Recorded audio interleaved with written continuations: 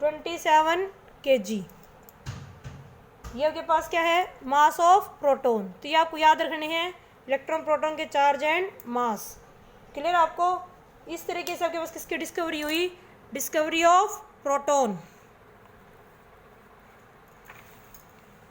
तो प्रोटॉन क्या आपका, that fundamental particle which carry 1 unit positive charge and mass nearly equal to.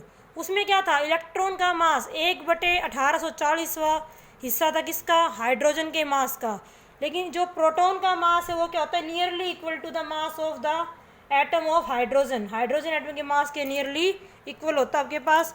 Proton को हम P पॉजिटिव से शो करते हैं या H पॉजिटिव से। H पॉजिटिव भी क्या कहलाता है आपका, प्रोटॉन कहलाता है। एक बात और, इलेक्ट्रॉन के केस में हमने चार्ज बाय मास रेशो निकाला था। तो हमने देखा था आपके पास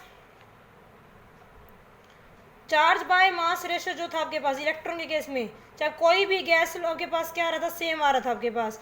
लेकिन प्रोटॉन के केस में क्या होगा आपके पास, जो चार्ज बाय मास रेशो है वो किस पे डिपेंड करता है, नेचर ऑफ गैस के ऊपर। लेकिन हमने हाइड्रोजन के को स्टैंडर्ड मान के निकाला है, क्योंकि हाइड्रोजन सबसे क्या है, लाइटेस्ट पार्टिकल है। तो हाइड्रोजन के अकॉर्डिंग हमने निकाला है charge and mass of proton. Clear आपको? ज़्यादा डिटेल नहीं, आपको सिर्फ इतना ध्यान रखना है कितना चार्ज है, कितना मास है इलेक्ट्रॉन का, प्रोटॉन का आपके पास। क्लियर है? तो ये आपके पास है डिस्कवरी ऑफ प्रोटॉन।